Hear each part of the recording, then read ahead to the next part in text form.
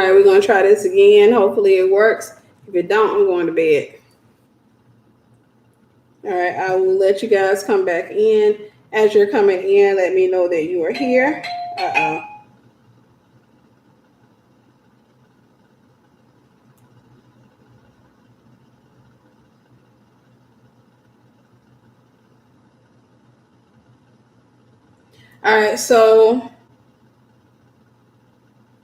All right, so y'all come back in, and I just got a cash app. So I don't know if I told you guys the price, because um, the price for the books, guys, let me make sure that I let y'all know, is $20 per book. It's $20 per book. It's not $10 each. It's $20 per book for the gray and white. It's $40 for the pink and white. Plus, you put in another $4 for shipping. So it's 20 for this one. So it'll be 24 to cover the shipping, and that's for one book. And then for the pink and white, it is 39, and then you put in $4, so that'd be what, $43 to cover one book. So just make sure, I want to give you guys the prices, because I see y'all sending cash apps. And all right, if you want an autographed copy, as a reminder, if you want an autographed copy, make sure you cash app me and send me the address to send the books to, and that's that. Or you can go to Amazon. Thank you, Sister Nappy Happy, and thank you. So we're back on prayerfully. It doesn't knock. Y'all can't tell I'm tired. I am tired, and I know I'm gonna go take a nap soon. But yeah. So anyhow, what I was saying, guys, is one of the issues as the body of Christ. If I don't say this to anybody else, I want to make sure that you guys are hearing this. Do me a favor. Make sure you're liking this video. The last one I had to delete it because it went out. So make sure you're liking and sharing this particular version of the video. I did delete the other one because I don't like to have half videos up. Make sure you share. If you are not following this channel, make sure you are following this channel. Make sure you hit the notification bell so that you can receive notifications whenever I do go live. And that's that. So anyhow, I want to make sure that I say a special shout out, special thank you to Sister Nappy Happy for coming on here and, helping out with moderation. Sister Catherine, she hasn't come back in yet. I haven't seen her, but she's been helping out as well. So thank you guys for, helping with moderation, and thank you for being a blessing. So anyhow, make sure, if you have not gotten ETA, estimated time of arrival, that you get your copy. If you want an autographed copy directly from me, you can cash at me or you can PayPal me, and I will get this out. I will be ordering some more, and then I will get yours out in the mail as soon as it arrives. I've almost wanted to say, hey, I'll get it out this week, and I keep forgetting I don't have that many to send out this week. So with that being said, what I was saying on the last video is, if I don't get anything else over to you, the only thing that I want to ask of you as a body of Christ, if I can impact one of you, if I can impact two of you, if I can impact every person that's on here right now, you can find it on Amazon as well. But if I can impact one of you, if I can impact two of you, I've done my job. I've done really well. And all I'm asking is that you guys embrace each other's differences. Learn to embrace each other's differences. As an African American woman, sometimes it's frustrating for me because I'm just like every other African American. I just want, I want to be able to get along and have great relationships with people. But at the same time, I'm just not willing to be constricted. I'm not willing to be placed inside of a box and, saying, okay, this is how we think and this is what we do. I'm just not into the we stuff. When we going to be, cool, we going to be cool, but I'm not into the control crap. And so, like I said, on my timeline, I've been really, really genuinely, wholeheartedly grieved this week by the amount of division. I saw people calling each other false prophets, calling each other names all over an election. And, one guy posted up, and I completely agree. People are falling out with folks. They falling out with family members over two men they don't even know. Two men who don't even know them. Two men that are not interested in knowing them. People are falling out.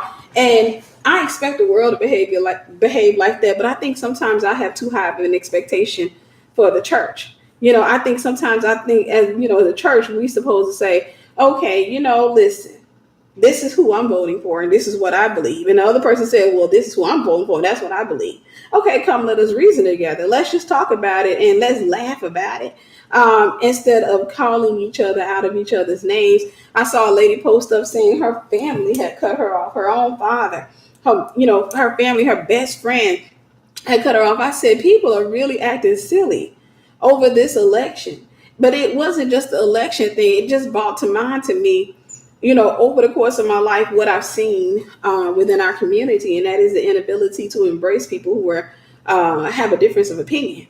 And it's been a frustrating thing because it's just like, it's okay, to sit down and talk to somebody. And I think it's because I've had blonde hair, blue eyed friends who didn't think like me, who didn't have the same experiences as me. And we were able to sit down and talk about things. And sometimes those discussions could get a little bit loud, because I may be trying to explain something that the friend didn't understand. But at the end of the day, we walked away loving and respecting each other. And I sometimes just wish that we can do that. I wish to God that we could do that as people. I wish to God that we could do that as people.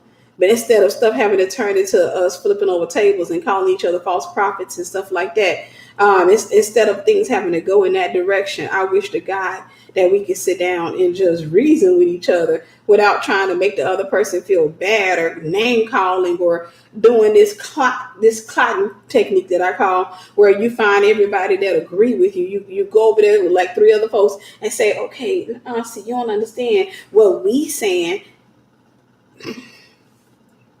Yeah, this week was really hard for me. It was really hard for me because it brought to mind how messed up we are as a body of Christ. Like in the Western world, I'm like, I can't even say we are united. I can't say that. In the Western world, we're united as long as we agree. But, we will fight over the smallest stuff. And we'll stop speaking over the stupidest stuff to me. And I have yet to understand that. And like I said, I just found myself this week saying, I don't want anything to do with America's version of Christianity. I just really, that's not what I'm ascribing to be. That's not the type of Christian I want to be. I don't want to be that type of Christian that, I don't want to make people feel bad about having a difference of opinion. I don't want to do that. So that's where I've been. And so I'm only asking you guys because you're listening.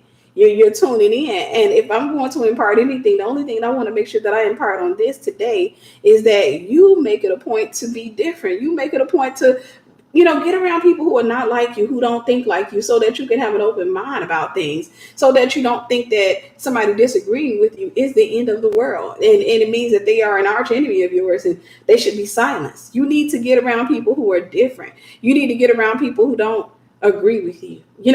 I would love to sit at the table with, people from every political party and without somebody getting emotional.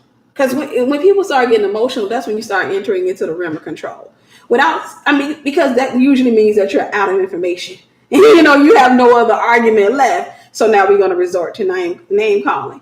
I would love for people to sit down and talk and everybody discuss what they believe, because everybody has a different angle. Remember, we prophesy in part. Everybody has a side of the coin that they see. Everybody has a side of God that they get access to, and we're arguing about what we see. We're over here like, no, I'm trying to tell you what I'm looking at from this angle, but somebody else has another angle.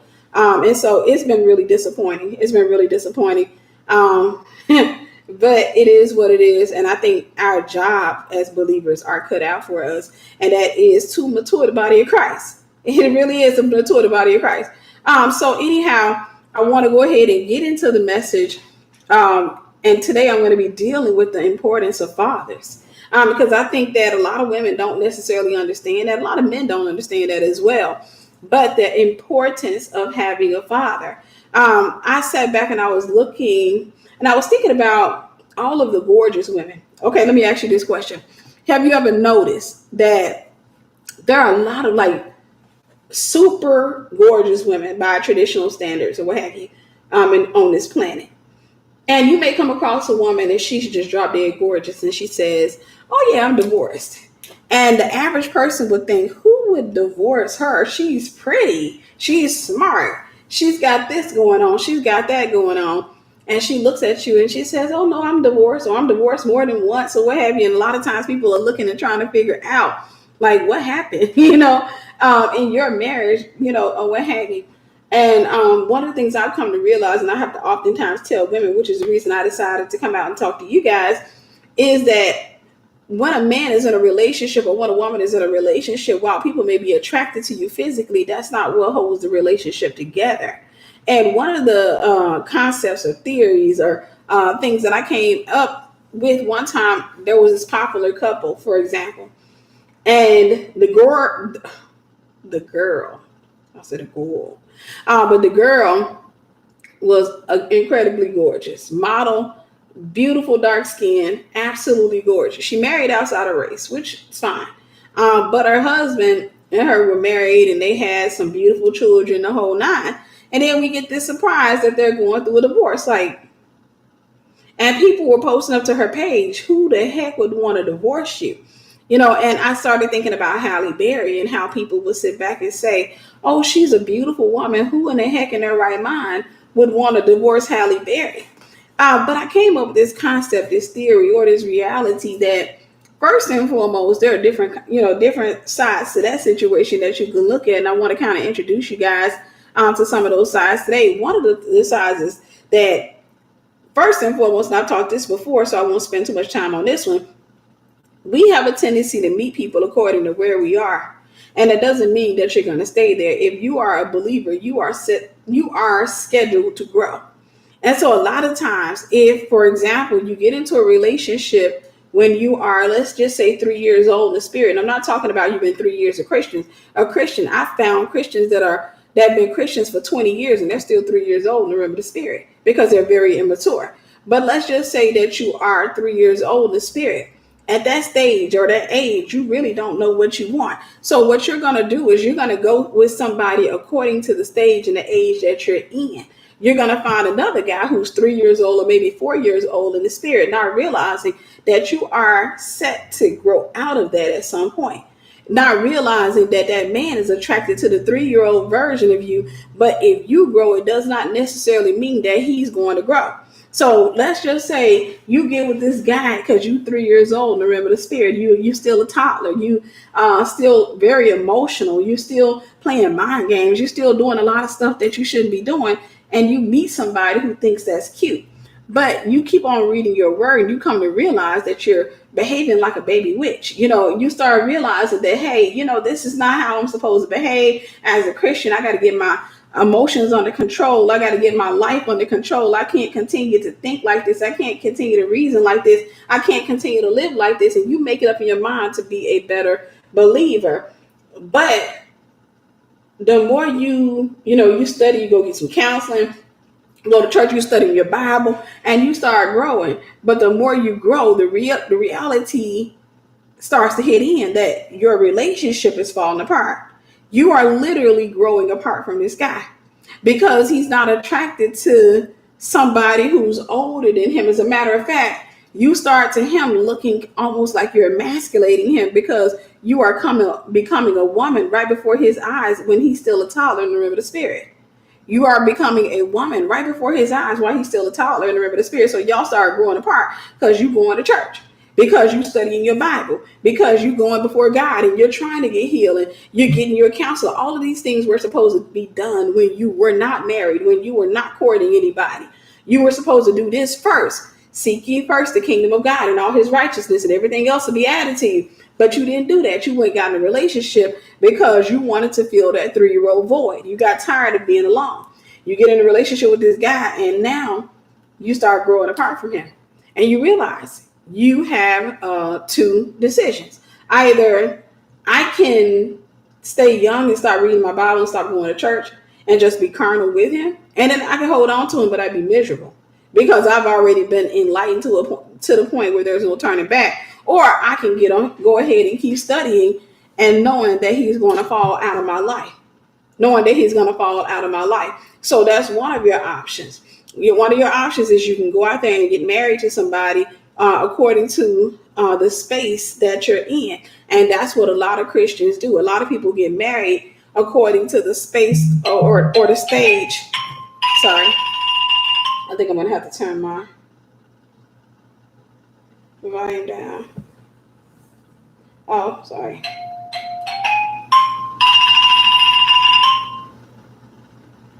Give me a second, guys.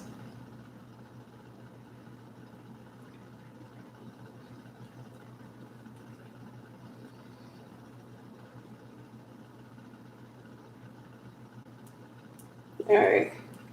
I got 2 text messages coming in. But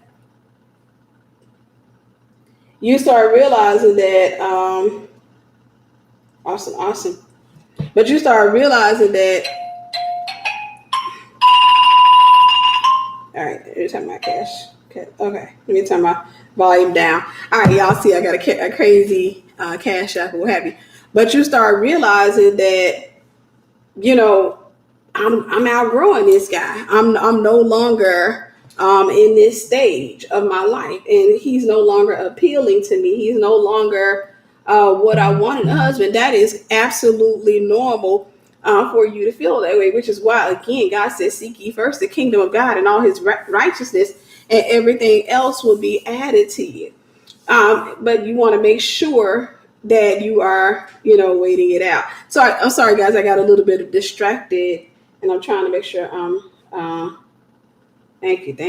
All right, I have a friend who just lost a father, so I want to make sure that I'm watching, and I got some other things coming in. So thank you for those of you who are cash apping me, who want to get a book, who want to get Esther Made It Time of Arrival. So anyhow, when it comes to the father figure is important. The father figure. So again, I was thinking about this particular couple where, like I said, the woman's a gorgeous woman.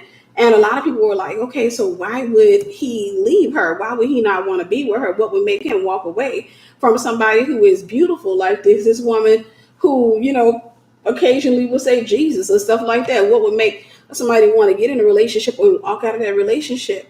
And I want to introduce you to a concept. I don't know if I taught it here before. I'm pretty sure I have. I want to introduce you to the concept that, sometimes people just want to experience you. Think of it this way. There's a new video game comes out in the store, and everybody's talking about that video game. Everything seems to be great about that video game. Everybody wants to play that video game or what have you. Some guy goes to the store, he gets the video game. He saves up his money, he does all of the hard work, and he gets the video game. When he gets that video game, he is playing it and he's going through all these levels or what have you. He's having fun. He's bragging about the video game. He's, won a couple of levels and stuff like that. But then eventually, he kind of gets over the video game. Eventually, he comes to realize that, oh, yeah, I'm kind of over it. I want to play a new game. I heard they got a new Tetris out, or they got a new whatever people play nowadays. They got this out or they got that out. And consequently, awesome. Consequently, you have a lot of people. You have this guy who's been playing this video game for 2 years, and now he no longer wants to play with the video game anymore. And I oftentimes tell women, because a lot of times we've been taught that because, you look this way or you're shaped that way, or you got good hair, you got pretty butter skin or what have you, we've come to believe that that's going to give a woman an advantage, and it does not. I've had to counsel so many women who, by traditional standards or who, by worldly standards, were if you go on a scale of 10, they were a 20.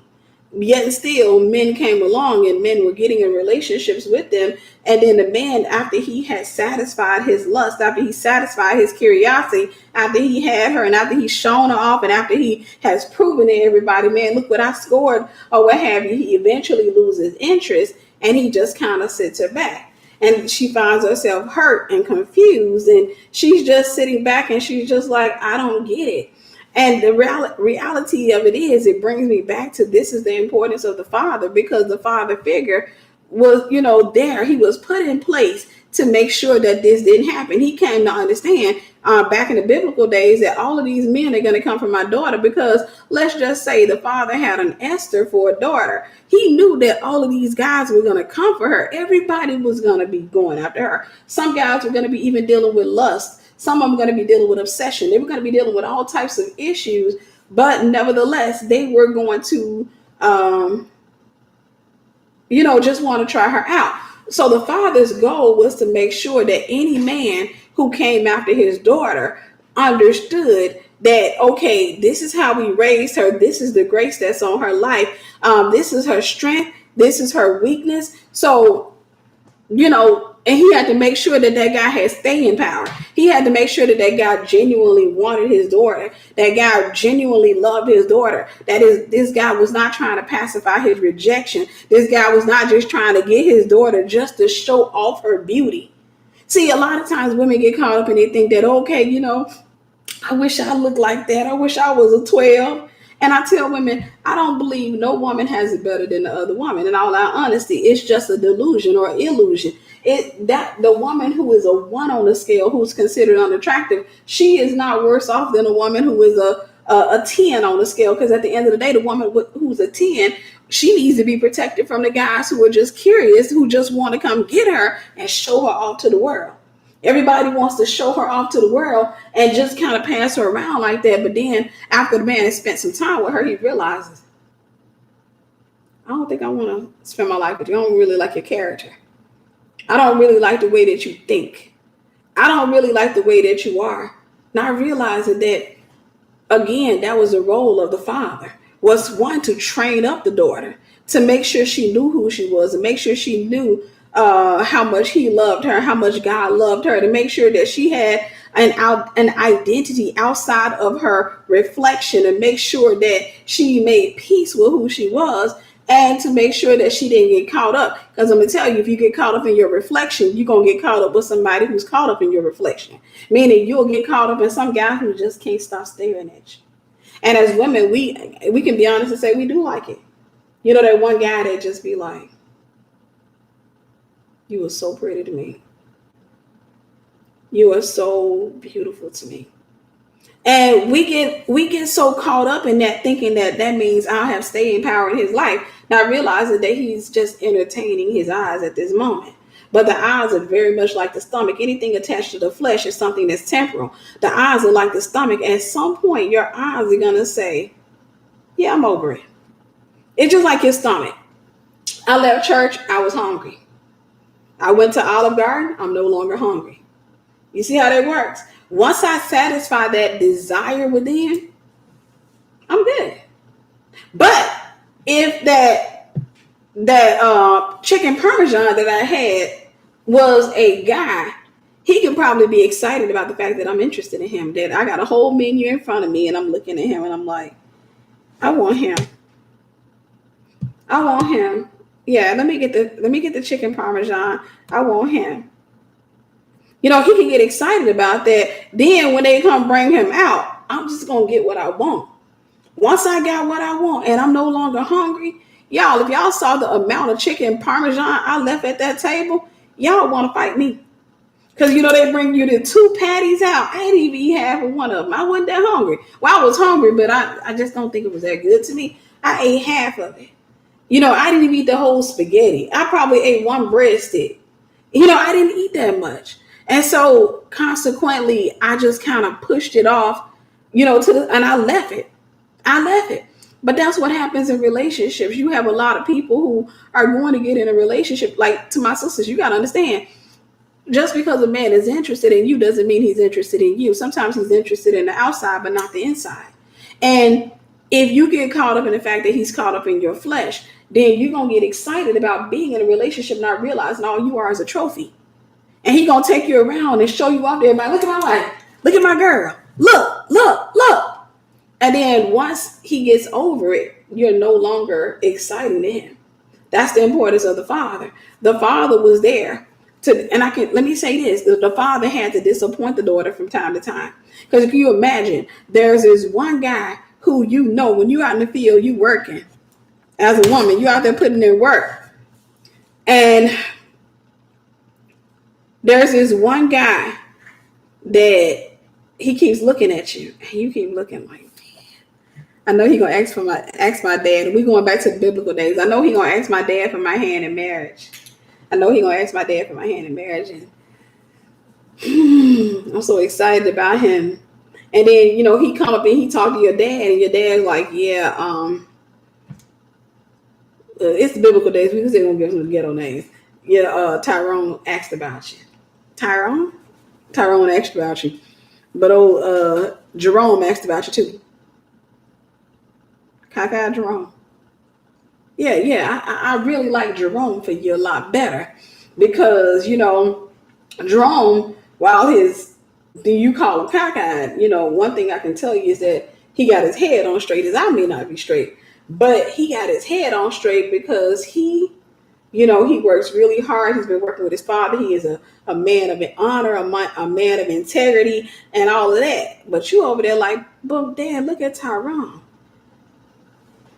Your father in those days, he didn't force you to marry a guy, but this was the daughters had so much respect for their father that they overcame their flesh in order to honor their father. I'm going to say that again. The daughters had so much respect and so much honor for their father that they overcame their flesh. They overcame their flesh to honor their father. And so they had to sit back and say, okay, Dad, I ain't gonna lie to you. I ain't that attracted to Jerome. But if you say he better suited for me, I'm gonna go with it. Unlike today.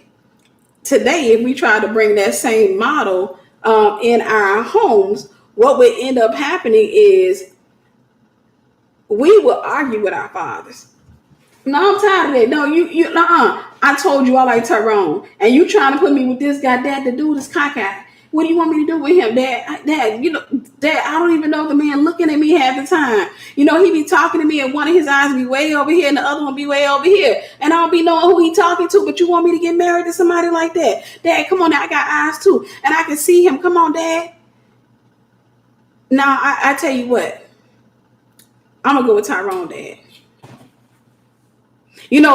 The father walking you down the aisle in the biblical days, or giving his daughter away, not necessarily walking you down the aisle, but giving you away, was symbolic of agreement.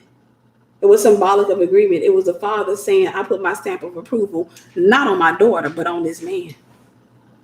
So if this man dishonors you, he dishonors me. Somebody gonna catch it, somebody ain't. He was putting his stamp of approval. But if we were able to do it our way nowadays, what would end up happening is we would have so many people that would just sit back and be like, you know what, I'm just going to go and go with Tyrone. Because you know what, I'm tired of Daddy trying to control me. He don't never want to let me do what I want to do. Every time he try to put me in a relationship with somebody, they look funny. And they got the other guy. I told my dad I prefer 6'2", but then he going to go get me some dude who's 5'7". I ain't trying to be with nobody who's 5'7". And then you end up with that 6'2" guy and he dog you out. Because your daddy saw that even though he looked good, your daddy saw something in his eyes as a father, as a man, that he recognized. And that was, he's interested in how you look. He knows nothing about your character. He knows nothing about you on the inside. He's not interested in that. He's more interested in showing you off. He's more interested in taking you and presenting you to his friends. He wants to take you to the family reunion, a class reunion, and everybody just show you off to deal with his rejection. I remember I tried to play the, what do you call that? The trophy girlfriend one time in my life. Well, no, I had more than one, but I remember trying to just dating this guy who was significantly older than me, even though I knew I didn't like him, but he had money. And he was obsessed with me. So he was obsessed and he had money, which meant I got a whole lot of gifts.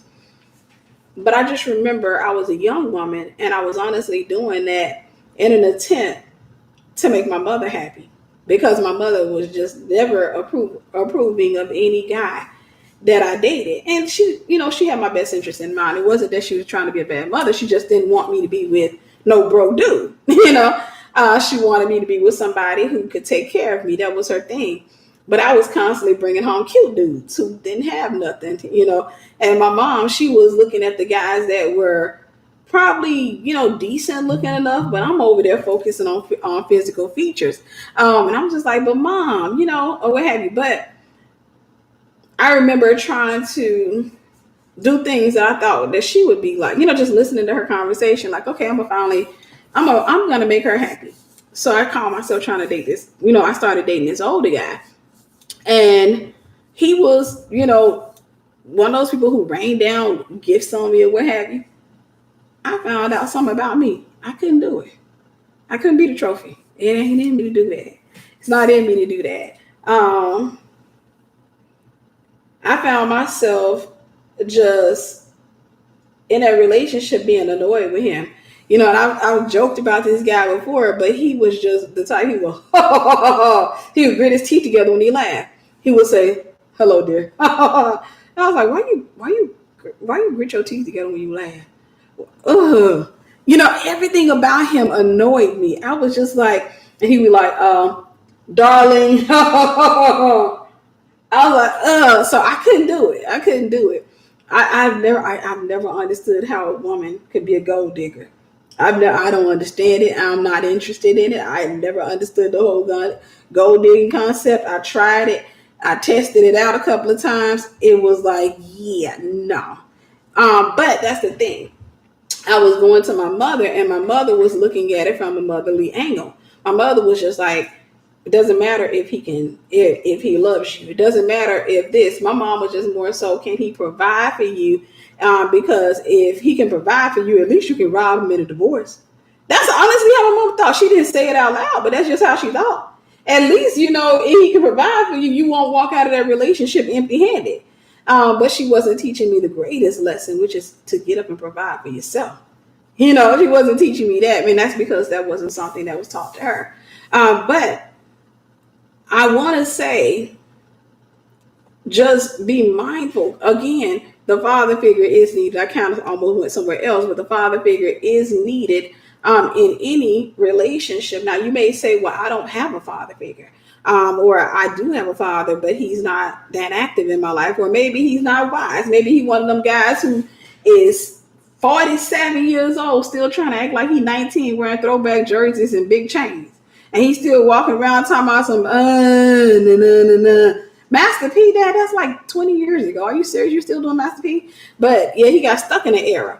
And then, so maybe you got one of those type of fathers and you're saying, well, I don't have anybody that I can turn to. Or maybe you don't have a father figure at all. God said, whenever father and mother forsake you, he will lift you up. So let me say this to you. Don't feel bad if you don't have a father figure, because I do know there are a lot of you on here who are probably not talking. And you feel, you're feeling some type of way because you don't have a father figure.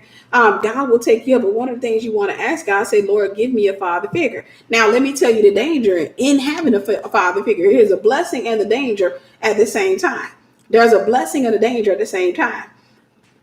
If you didn't have a father figure and maybe you were traumatized or over sexualized or anything like that, a father figure, and I've seen this a ton of times with young women, a father figure does come into your life. Sometimes I've seen that a lot of young women kind of confuse their emotions.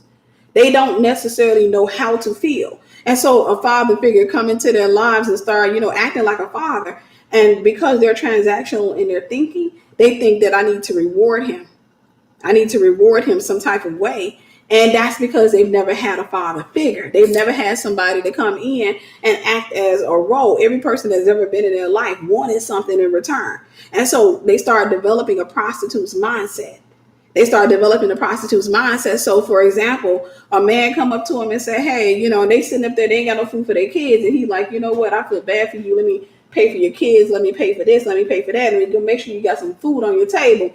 They feel like, well, what I need to give you in return. What I got to give you, because don't no man do nothing for you for free. That's a prostitute's mindset. So I'm saying that to say, if you ask God to give you a father figure, he will give you a father figure, but you're going to have to be mature enough to understand that's a father figure.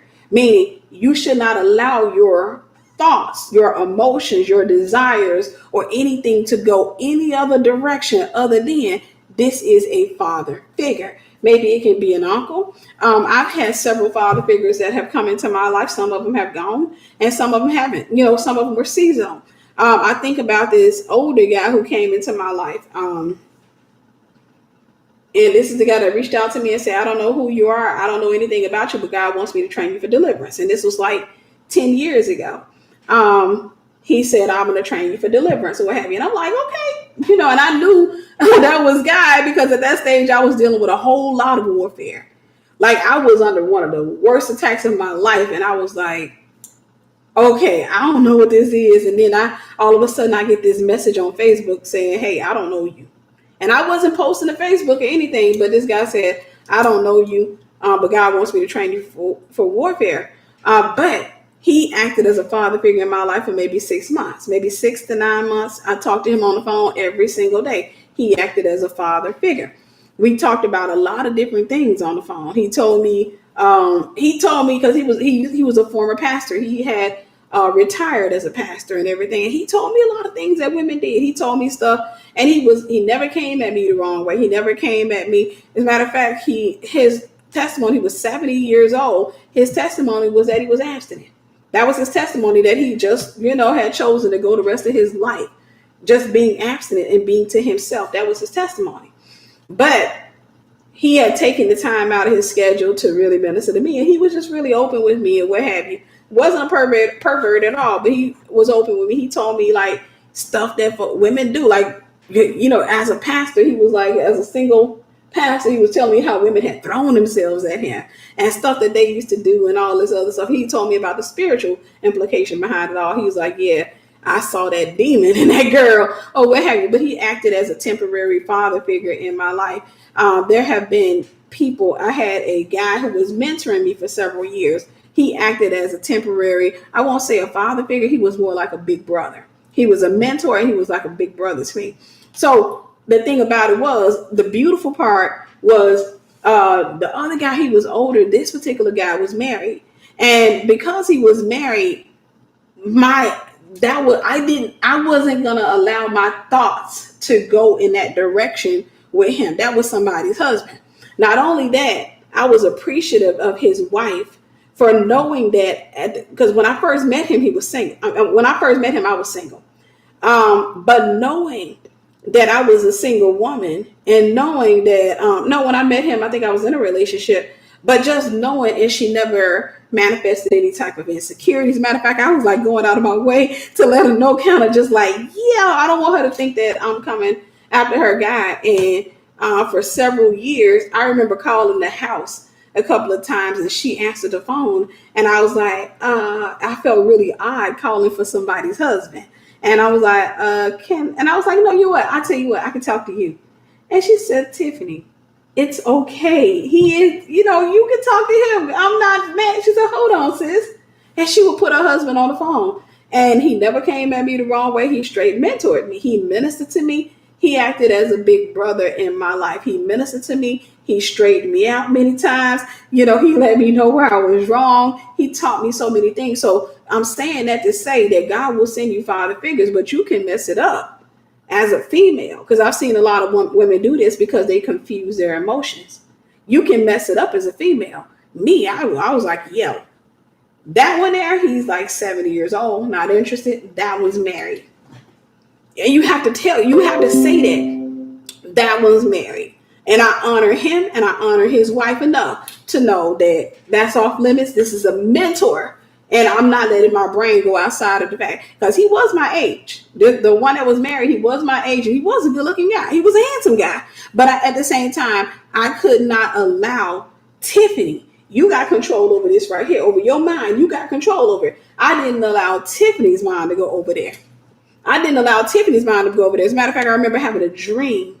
And I think right after that dream, that's when I kind of started putting some distance, because that dream scared me. I remember having a dream that I was at the table. Now, by this time, I had gotten married.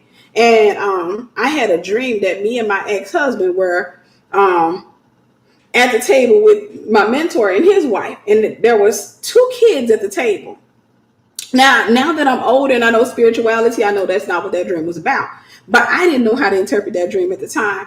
I dreamed that me and my then husband was sitting at the table with this man who was my mentor and his wife, and there were two kids, and the kids kept calling me mama. And I was like, why they calling me mama? Because they looked like they were about 11, 12 years old, maybe 13. They were up in age. I was like, why they keep calling me mama? They like, mom, dad, and it was almost like I was losing my mind. Like they were just like, dad, you ain't talking. She's still not. And they weren't looking at my husband, the man I was married to, and calling him dad. They were looking at my mentor, but they were calling me mom. And I'm looking like, no, those are y'all kids. And they were looking at me like I was having a senile moment. And they were like, no, these are your kids.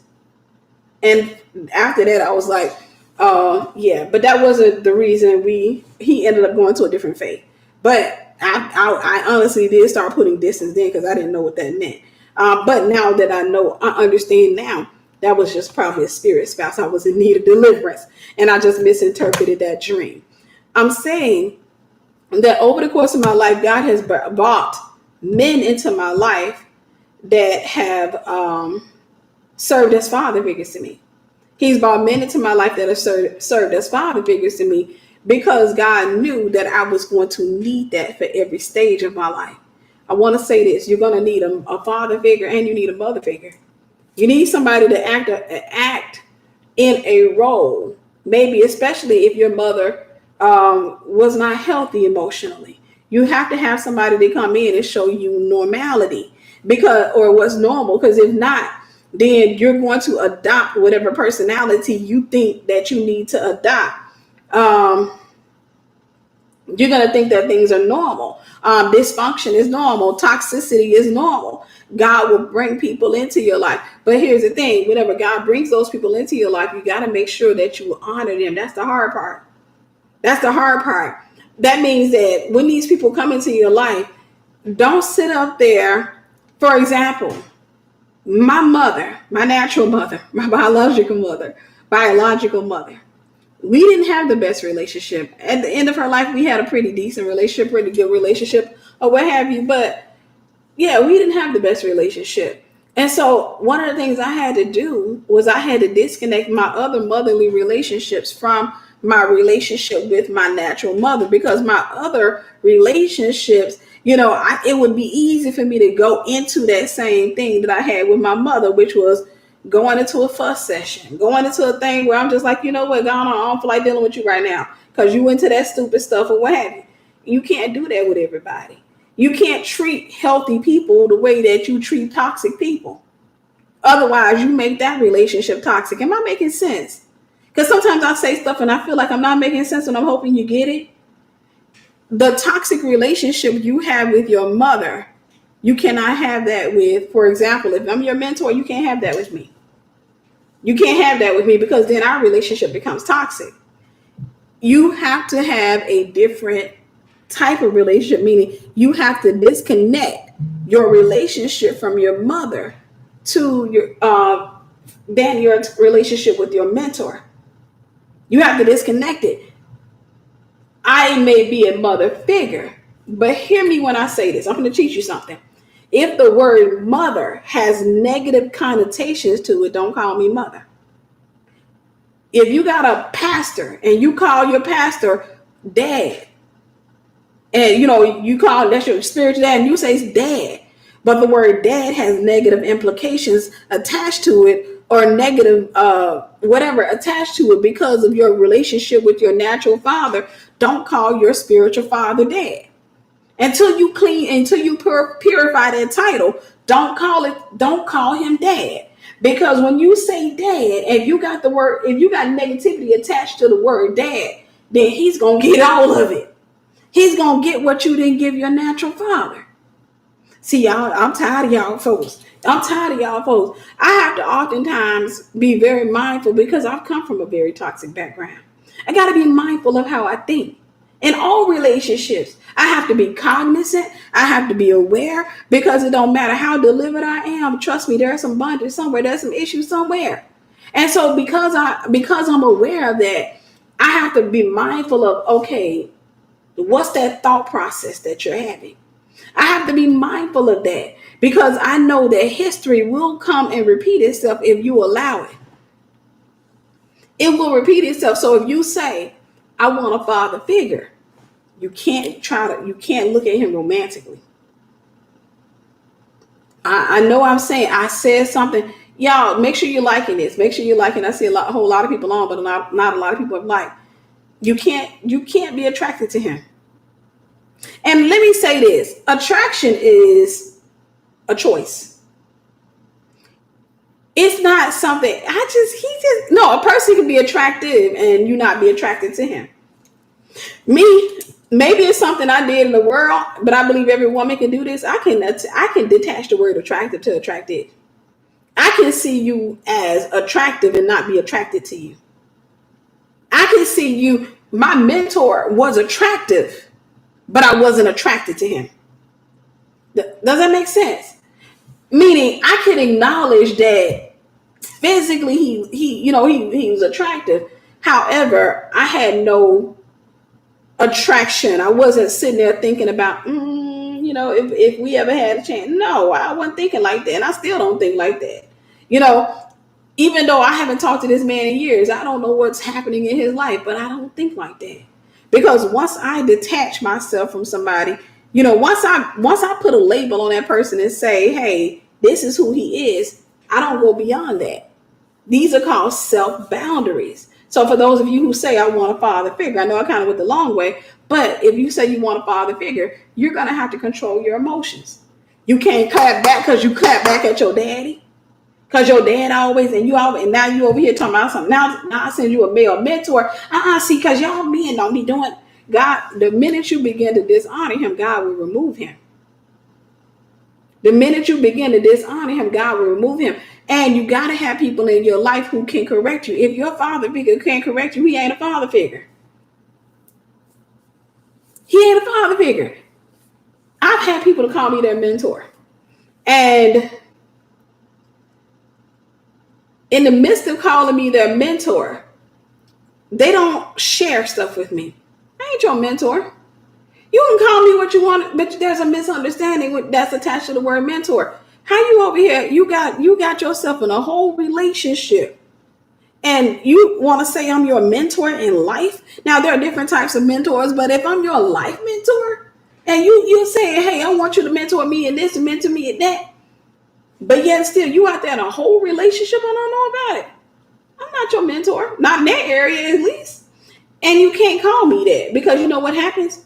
If you call me your mentor and you go out here and get in a relationship with the wrong guy and he dogs you out, you get married to him, you end up getting body slammed and pregnant and all this other stuff, and you go through a whole lot of stuff with the guy and come to find out he was married the whole time he was dating you, and y'all committed bigamy because you married him, not realizing he married some other girl all the way over in Puerto Rico somewhere. Now you want to attach my name to that? No, I don't know anybody who's done it. I just be talking, guys. But now you want to attach my name to that? You want to say Tiffany was mentoring me? I ain't mentor you in that. I didn't even know about the dude. All I knew was when you sent me an invitation talking about you were getting married. I wasn't your mentor. I'm your mentor if you come and consult with me. I'm your mentor if you say, hey, I met a guy. That's what I'm your mentor. I met a guy. This is, who he is. This is his Facebook profile. Tell me what you think. And then you honor what I think. Because if I go to his profile and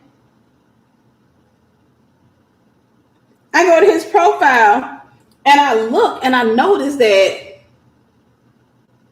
oh boy, got a whole lot of, like when I go to his likes, I'm seeing butt cracks and oil. Like these girls got a lot of Vaseline on their tails. And I look at his friends list and I see nothing but female faces. Sis, yeah, you probably want to, that ain't for you. But sis, he is real. And, he's real nice and he's this. I understand what you're saying. But sis, that ain't for you. That's what mentorship is.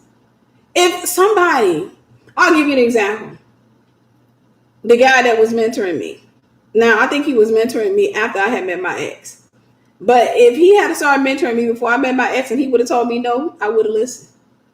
If he'd have said, no, sis, I don't think that's a good idea, I would have listened. That's mentorship. No, I'm not married. But that's mentorship. Because in that moment, I'm saying I trust him enough for him to tell me that that's not the right one for me.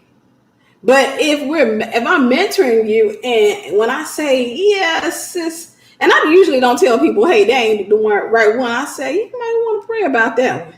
That's typically my way of saying run.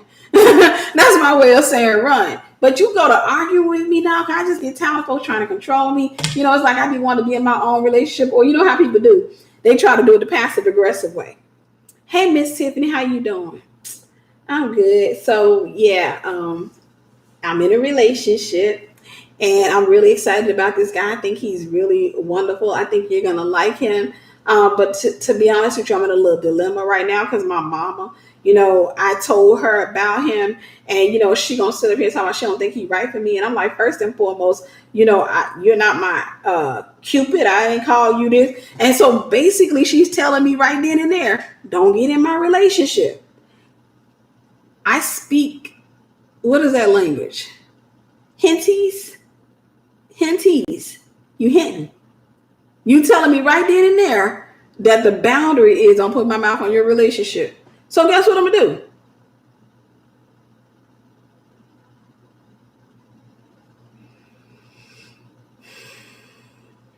Oh, okay. So he does massages for a living. That's pretty good. He only massages butts. Oh, okay. You got to go learn yourself. You have to go learn yourself. I don't force information on anybody. I don't force him. My dad, prayerfully, he ain't listening. If you are dad, I'm sorry. I love you. But my dad will be sitting up and he'll call me and we'll go to talking on the phone. And, he'll be telling me about this, but he won't tell me he got himself a new girlfriend. He don't tell me nothing about his, because he be worried that I'm going to judge him or say something to him. Y'all, I'm going to tell you how grown I am. I done got to a stage in my life where I really don't care what you're doing. That's your business. I don't agree with it, but that's your business.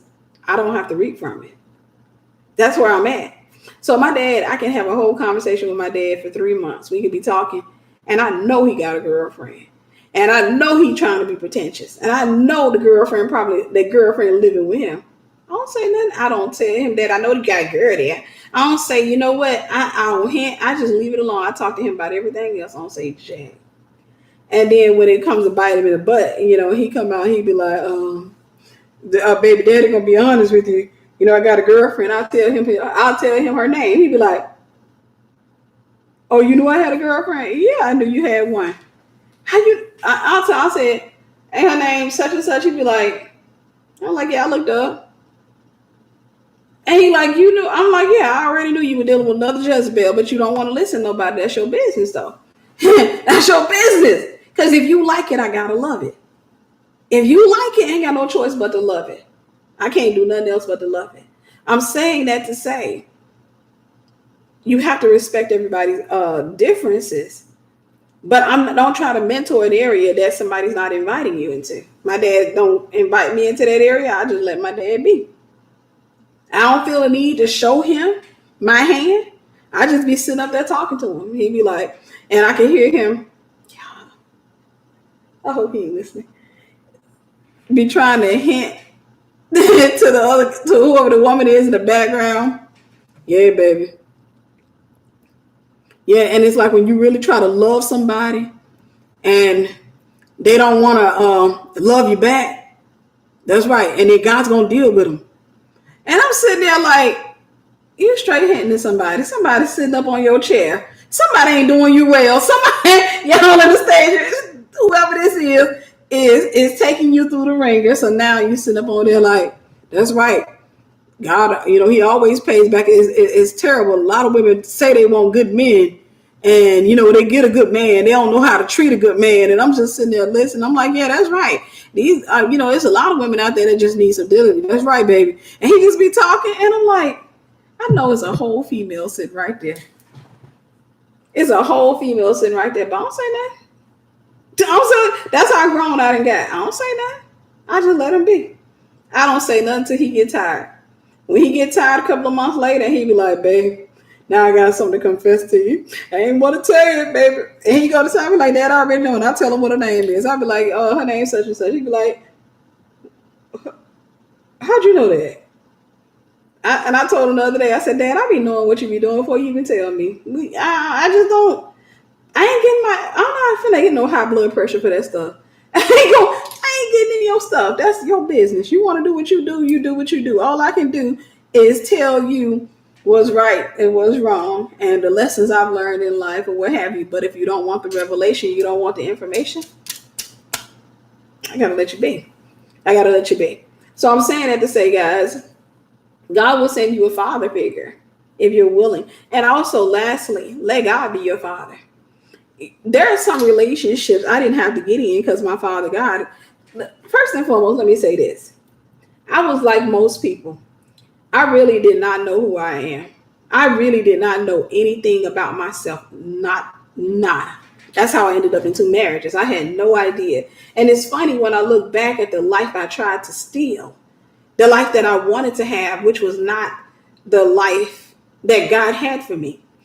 The life I wanted to have was the nice house, the fine husband, the 2 kids, and nice cars in the driveway, and a couple of haters off somewhere just looking and saying, oh, look at her life. That was immaturity on my part. I ended up with the nice house, the nice car, the good looking guy, the prime, I ain't gonna say that. But I ended up having all that stuff that I wanted, but it wasn't what I needed. It was nowhere near what I needed. That relationship obviously didn't work out. I didn't know how to pick the right person. I had a father, somebody who could have been a father figure, but I didn't utilize him. I had a pastor. Now, my natural dad, wouldn't probably be the best at picking a guy for me. But I had my pastor. And I was going to my church back in Mississippi, and I just didn't talk to my pastor. Besides a hello and a hi and a hey, how's everybody going or what have you, I wasn't accountable to anybody about anything. I showed up to church and was like, hey, pastor. Let me get this rusty earring. Hey, pastor. I'm married. And I remember it was funny how my pastor looked at me. He was like, oh, congratulations. And I'm like, thank you. He knew the hell I was going to have to go through. But it wasn't his responsibility to come running and kicking my door down and trying to get me to tell him what I was going through.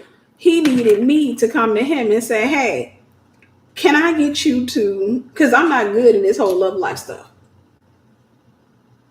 Can I get you to kind of, check in on me on that? Can I be accountable to you when it comes to my love life or what have you? I didn't do that. Right. He was like, and listen, the second time I showed up, I know he was probably like, this girl, because I showed up a second time, a few years later. Pastor. And I got now look, I ain't just got a man beside me. I got a man. Oh, I didn't cross the waters and got one. I didn't sit here. I was like, Pastor, here's my new husband. Then my ex-son, he said, hello, how are you? I know my pastor was like, the heck? I was a piece of work. I know. I can honestly say I know why my mama wasn't too fond of me too much as a child. I was a piece of work. But I'm just saying, I never thought to be accountable. It never even crossed my mind. It didn't cross my mind. I didn't know the importance of accountability. I didn't know the importance of a father figure. Remember, back in the biblical days, the father had to give you away, and you respected him. You honored him so much that even if you were not physically attracted to the guy, 9 times out of 10, you would go ahead and say yes. Because you knew the father was trying to protect his name. You knew that the father was going to go out of his way to make sure that you were protected. You knew that the father was going to stand in the gap for you when nobody else would. You knew that the father was going to be there for you. And so you trusted him. Unfortunately, today, that's not a trend. We like to do stuff on our own. We don't like accountability. We don't like people telling us what to do. We don't trust people like that. And I can be honest with you, that's been a struggle of mine. I think we all have these minor or major trust issues that we have. Nevertheless, you have to fight back. You have to make it a point to say, hey, look, I haven't done good in the relationship department. Like me picking my own man, my track record don't look so good. So because my track record don't look so good in that area, I may need some help. Because my track record don't look so good in that area, I might want to get somebody else kind of come in and just kind of, otherwise I'm going to show up on YouTube and be like, I have a surprise for everybody. Hello, everybody, come on in. I got a surprise for y'all. No, I realize the importance of accountability at this stage in my life. You need a father figure. To my sisters, my single sisters, you need a father figure. Ask the Lord to send you one. And just remember, when God sends them to you, you can't. Now, let me say this. He can't talk to you every time you're having an emotional moment. He can't talk to you every single day on the phone. He cannot replace your husband or your daddy. If I taught this whole message and I didn't teach you that, I've messed you up. If I taught you this whole message and I didn't teach you that, I have completely messed you up. He's not going to answer the phone every time you call or every time you're having an emotional moment. Any person that God sends in your life to mentor you is sent there to mature you. Any person God sends in your life to mentor you is sent to mature you. You have to make it a point to allow God to stretch you. You cannot sit there. I've had female friends and I love y'all. I love my sisters. I love y'all for real. I love y'all my whole heart. I really do. But we got some growing up to do. I've had friends I've had to let go to voicemail because I'm like, child, you just call way too much. This is too much. You're too needy. Hello? Hello? Hey. What you doing? Living? Oh. You want me to call you back? No? What's up? Girl, nothing. Just sitting here. Were you calling about something? Why we humming on the phone? Girl, just in this traffic. Oh my gosh.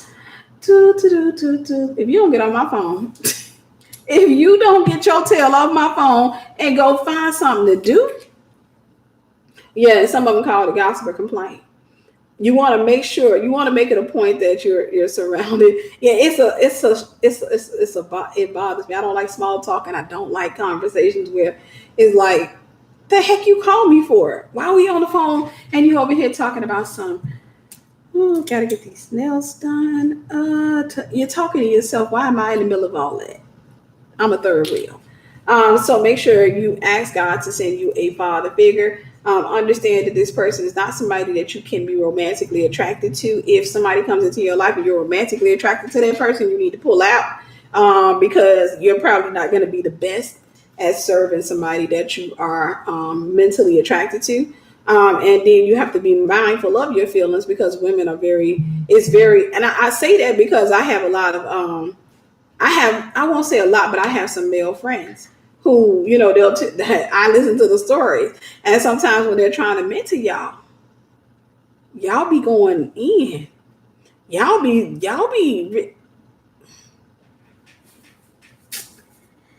Pastor, I want to show you a picture of me. Mentor, I just want to show you a picture. Let me know what you think. Then you want to text them a picture with your tickle bitties out. I was thinking about posting this to social media, but before I did, I wanted to know what you think. No, you're trying to plant a seed in his head. That if you got to question the picture, you shouldn't post it. And you definitely don't send that to no man. If I'm worried about it being risque, I'm not really with you. Really. If I'm worried about it being risque, there's no way on God's green earth or his colorful earth that I have pastor friends, I have my pastor, and I have mentors. These are males. I would never send him a picture of me. I wouldn't even send him a fully clothed picture of me. It's just weird. I would not send him a picture of me talking about something. What do you think? Right, especially not a married man. Especially not a married man. But even a single guy, he wouldn't get a picture of me talking about something. What you think? I wouldn't do that. But y'all be going in. Women be sending pictures to their mentors and to their pastors and to their leaders, talking about something. I just want to know if this skirt was too short. And I sit back and I say, y'all millennials, y'all don't want the old church mothers, but I'm gonna tell you something. Y'all need them. Y'all don't want the old church mothers. You pushing her out, but you need them old church mothers, because the old church mothers will pull a female like that to the side. Now, some of them wasn't the nicest, but you need them church mothers to come back, to pull these women to the side and say, you don't do that. That is absolutely out of the ordinary. That is out of order. You don't do anything like that. You need somebody to call it out rather than just ignoring her. Hey, she sent you another picture? Yeah, she's getting worse now. Last one, it was just, she tried to do a very subtle butt shot. Next thing you know, open up the picture. Oh my gosh. Was that it wasn't even just a butt shot. It was a full moon. It was a full moon with G-strings.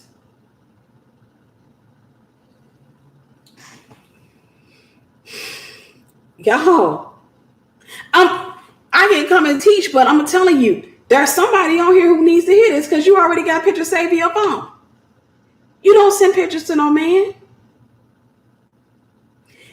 No mentor of mine has ever got a link or a picture from me. No mentor of mine has ever got pictures from me. I don't do that kind of stuff. And if I have a picture that I'm worried about it being risque, then it probably doesn't need to go up. If it's a picture that I feel like is cool, and it's just maybe something else I'm going through, I'm going to send it to a female. It's time for me to get over here, because I see I'm going in this. If you're going to have a father figure, if you want to be married, you want to do certain things that involve men, it's good to have a father figure. If you're going to have a father figure, you have to know how to draw boundaries. You have to have boundaries around yourself. You got to know how to respect yourself. You got to know how to respect him. You got to respect him if he's single, and you especially got to respect him if he's married. You can't be sitting up there calling him at 2 a.m. talking about something, just going through something. He trying to go through his wife right now. It's 2 a.m. They clapping. They trying to have fun. And it's 2 a.m. and now he's sitting up over there trying to enjoy his wife, and all of a sudden his phone do. The wife is like, who is that? Oh, that's Keisha. The heck she calling you this time? No, answer it. Now he on top of his wife like, hello, Keisha. And I'm just so tired. It's just like I feel so alone in it.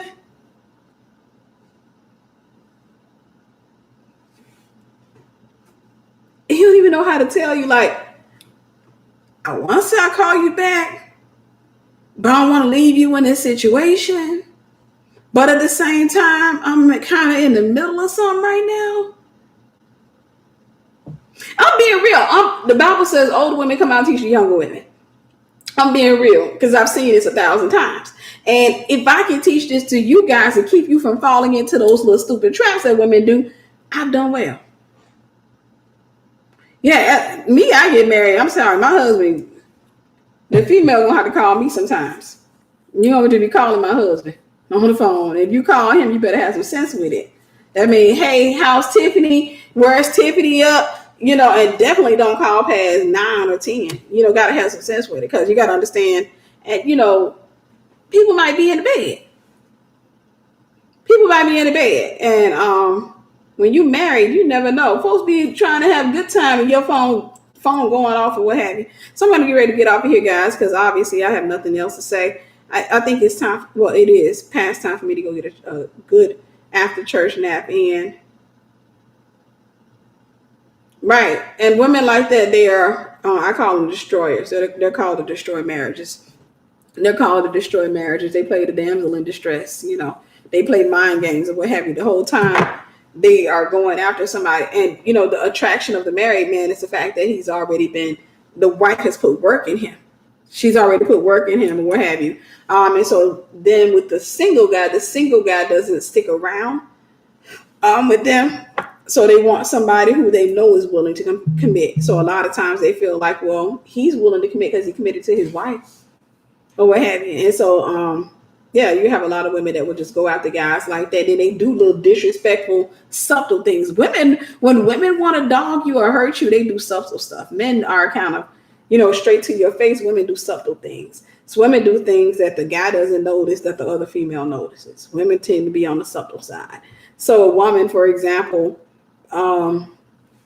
if she is hanging out with your husband and maybe, it's a mentorship situation, she may try to hug him while wearing a lot. Man, to my brothers, hear me on this. She'll hug you while wearing a lot of perfume. Oh my God, I just love you so much. You get a hug. She'll hug you while with the lipstick and put the lipstick on your collar. She'll ask you to give her a ride, and then she'll drop her lipstick or her earring in your car. Women do subtle things. Women will come around other females and do stuff that the other female notices, but the husband don't notice. Women do very subtle things. So to my brothers, if you're married, I think every married man need to hear that. If you're married and your wife go to clowning about a female, you better listen to her, because you may not see it, but the other female could be on the other end. She be up in your house. Yeah, I'm definitely hungry. But the husband's like, you hungry? You good? No, I really am hungry. But yeah, the last time I ate here, I left with diarrhea. Oh, really? Yeah, and so the wife catching it, you trying to say ain't no good cook. Men don't always catch that. Men be sitting there looking like, oh, you caught diarrhea? Oh, I wonder why. And maybe it was that, well, we had fish last time. Yeah, it was a fish. It could have used a little bit of seasoning. Women do that kind of stuff that the wife catches that the man don't catch. Women do that kind of stuff. You said the B is silent. Subtle. Okay, subtle. All right, subtle. All right, that's me, Mississippi. That's me, subtle. I can be corrected. But women do things that other women don't correct. Other women see, but the man don't catch. And so women, we be freaking out when we see we be like, you don't see her? Like he'd be like, what are you talking about? She really likes you. Negro, she don't like me. No, she talks really highly of you. To my married sisters, this is a segment. I'm going to go. To my married sisters, this is a segment you can cut out for your husbands. To my married sisters, this is a segment you can cut out for your husbands. Telling your wife, oh my God, no, I think she really loves you. I think she likes you. And the wife is like, she don't like me, bro. Listen to your wife. She's doing subtle things. Subtle. Not subtle. I'm used to saying subtle. But she's doing subtle things that your wife is picking up. And women, when they do it, they don't do it so the other woman don't see it. They want the woman to see it. They don't want the man to see it. Right? Men can be really blind in a situation like that. They do it where, like, we catch it because it goes against girl code. They do it like a woman will sit there and bend over in front of your man, and you just like, give him a full moon, will you? She will bend straight over. Be like, oh my God, I dropped this penny. Boop! And a guy be sitting there talking to you, and you be like, oh, dude, she's giving you a commercial for Doggy Style. She's advertising. And you don't see that. Now I gotta look like I'm insecure because I see and you don't. Now I gotta sit here and be like, I'm just trying with this. I really am trying with him. Right. And they'll call you insecure. And it's like, I'm not insecure. I see. God calls wisdom her for a reason. God gave me eyes to see. I am revelation manifested in the flesh, baby. I see. You don't want to see. I see. I see her. I see the little things she do. No. It took me a while, and I'll get off of here with this. It took me a while. They'll call you insecure, jealous, and all that other stuff. And the whole time you just like, so I gotta wait for there to be a whole scandal before you listen. Like we gotta wait for it before somebody accuse you. And that happened to my ex-husband. I said to my ex-husband one time, there was this one girl I was working with. And at first me and her were cool, but me and her were cool till I realized how she was. And I told him, because whenever he came, there, he would oftentimes walk off with her, joking and talking to her. And one day I said to him, I said, hey, stop doing that. And he was like, what? I said, stop walking off with her, because I said she's going to accuse you of something at some point. I said, because she likes to get women's, to get the attention of guys. Like if a guy's in a relationship, she loves to get the attention. And he was like, see, you always being insecure. I was like, okay. Sure enough, me and this girl got into it. And I told her something. I said, no, she made a joke about me. And I made a joke about her. And I said, she was like, Tiffany, I know what I'm going to give you for Christmas. She said, I'm going to give you, what did she say? She said, Tiffany, I know what I'm going to give you for Christmas. She said, I'm going to give you a new wig. I'm going to give you a new weave. I'm going to give you a new weave or something like that. She said, I'm going to give you a new weave. I'm going to give you a new weave. And I clapped back because I was still in the world. And I turned around. I was like, I know what I'm going to give you for Christmas. I said, I'm going to give you a man that actually wants you. And then she said, give me, and let's just say my ex name was Tyrone, which it wasn't, but I'm just going to use that name. She said, give me Tyrone. In other words, she said my ex wanted, and from that point on, she went spreading around that he was following her around and he was in love with her and he, all this other stuff. And when it bit him in the butt, he was like, I don't know why y'all be getting all up in the arms about these chicken heads. I'm like, no, first and foremost, we don't have to deal with this stupid stuff if you would listen to me. Women, we be trying to, man, we try to tell you, women do subtle things that other women don't catch. Like when she told me, I'm gonna buy you a wig, she was doing that because we had a male standing next to us. And this was a male manager that, used to kind of just be flirtatious or what have you. And she was showing off. So that was her way of saying, because I used to wear these, what do you call those? I used to wear them sew-ins a lot. And a lot of people didn't know that wasn't my hair.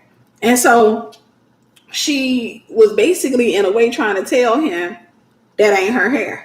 It was a competition thing. And so he was standing there and she just kept saying that. Now, what you be talking to her? I'm over there talking to somebody, we talking to him and we over there laughing. And she kept yelling my name out, Tiffany. And I was like, what? She said, I know I'm going to get you for Christmas. I said, what? She said, I'm going to get you a weave. I'm going to get you a better weave or something like that. I'm going to get you a better weave. Women, we catch on to stuff like that. Guys don't catch on. And so I ignored it the first time. Because nobody else heard it. I ignored it. I'm like, I ain't paying no attention to that. She was like, Tiffany. She called him a butt whooping. Tiffany. And I was like, what? I know what I'm going to get you for Christmas. Turn my head again. I'm going to buy you a new weave. And I said, I know I'm going to get you for Christmas. I'm going to get you a man who actually wants you.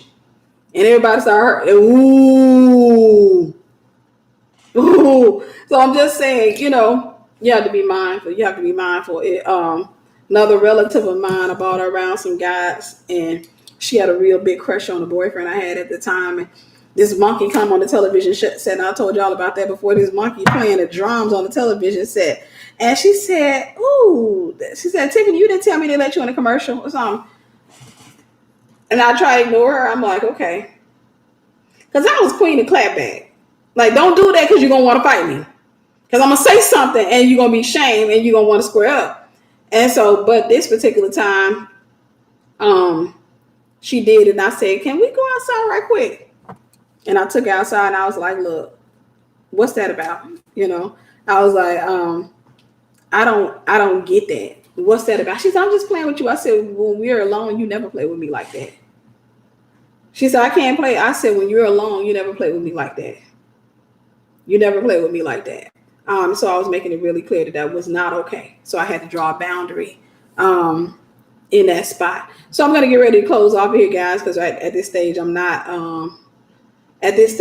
teaching. I'm just kind of rambling on. I love y'all. Do me a favor. If you haven't already, make sure you invest in ETA. You can get the $40 copy, or you can get this is a $40 copy. It's 44 total. You get the gray copy, which is 24 total. The gray and white copy is the same exact book. The only difference is one has color, the other does not. And you can order it from me using Cash App, and I will. You can go to Amazon. Thank you for the link, Sister Nabby Happy. But you can go to Amazon and order, or you can order directly from me and get an autographed copy. I will personally sign it and ship it off to you. And also, lastly, Esther Prep University, I have opened up 30 seats. So I probably have 25. I think about 5 of you guys have. Oh, I don't even know if it was 5. So I've opened up 30 seats for Esther Prep University.